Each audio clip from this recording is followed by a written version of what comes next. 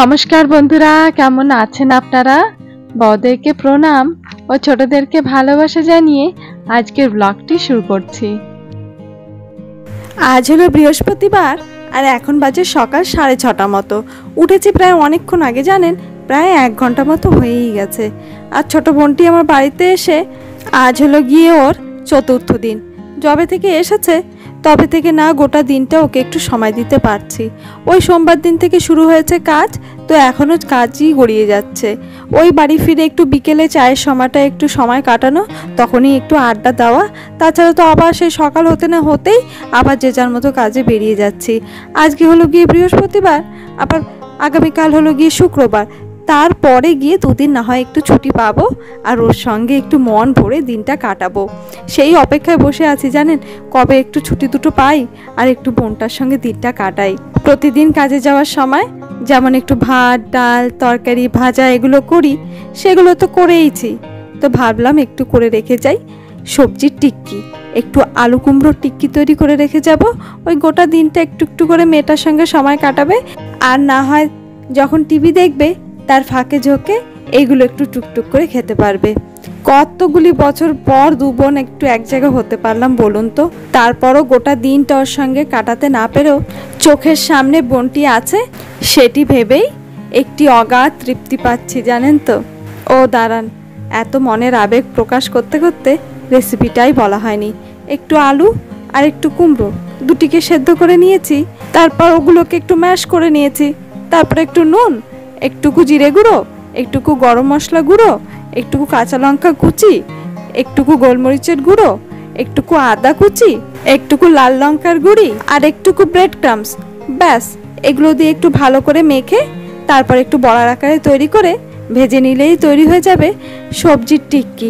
আর একটুকু ভাজবার সময় বাটার দিয়েছি, তো তাই এত দুর্দান্ত গন্ধ বেরিয়েছে না, পুরো গোটা ঘরটা একেবারে বাটারের গন্ধে ম করছে। আর এই যে যবে থেকে এই খেলনাটা ঢুকেছে বাড়ির মধ্যে ওর মানির দ্বারা, তবে থেকে 2 ভাই বোনেরা রাতে ঘুম হচ্ছে না। সিদের আর স্কুলে যেতে ইচ্ছা করছে না, না আজকে মানি এসেছে বলে, তাই না? ঘরে এসে খেলবে। হ্যাঁ, তারপরে তো আবার সেকেন্ড স্যাটারডে সানডেও আছে না, তখনও তো আবার খেলতে পারবে না মানি। একে তো স্কুলে যাওয়ার কথা শুনলে ছেলের মুখটি কেমন যেন শুকিয়ে আসে, তারপর থেকে আবার এসেছে ওর মানি। ওর মনটা কেমন যে উপভোগ করছে, একটু বাড়ি থাকতে পেলে ভালোটাই না যে হতো। মিষ্টি মা, টাটা টাটা, আমি ডিউটি যাই, ঠিক আছে? তুমি ঘরে থাকো, খেলু করো, আমি আসবো না এখন, আমি পরে আসবো। Tata tata.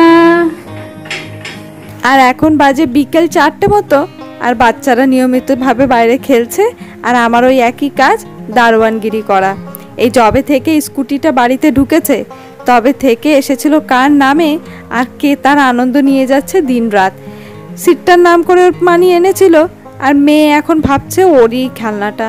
ওর দাদাকে না ওটাকে ছুতে দিচ্ছে, না ওর দিকে তাকাতে পর্যন্ত দিচ্ছে। সিটটা তো স্কুটিটা ছোঁয়া মাত্রই একেবারে তেলে বেগুনে জ্বলে উঠছে মিশমি। তাই যখন মেয়েটা একটু ঘুমায় তখন একটু ছেলেটা প্রাণ ভরে চালিয়ে নেয়। আবার যখন ছোট্ট বোনটি ঘুম থেকে ওঠে তখন ছেলেটি আমার উদার মনে আবার নিজের বোনকে স্কুটিটা সঁপে দেয়। লাইট জ্বলছে, চলো উঠাও, সাইকেল উঠাও। এদিকে আসো মা, চালিয়ে চালিয়ে ভালো করে চালাতে চালাতে আসো তো, সুন্দর করে। বাবা, এক পা দিয়ে ঠেলে এক পা তোলো, হ্যাঁ ওইভাবে।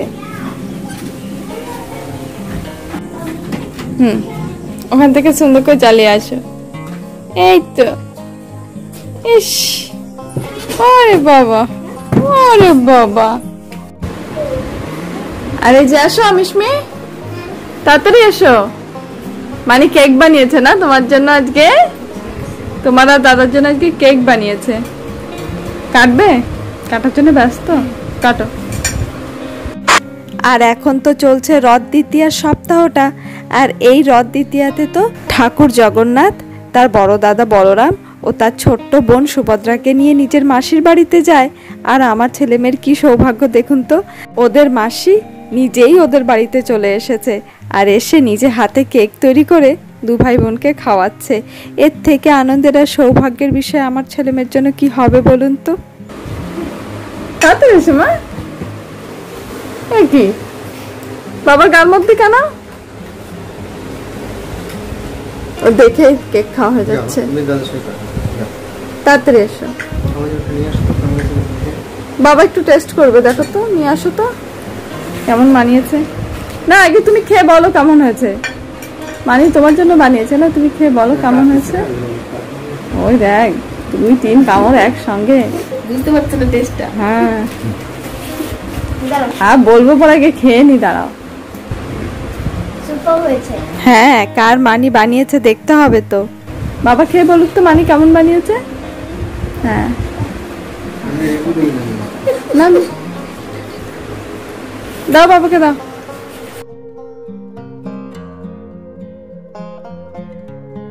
তাহলে বন্ধুরা, আজকের ব্লগটি এ পর্যন্তই থাক।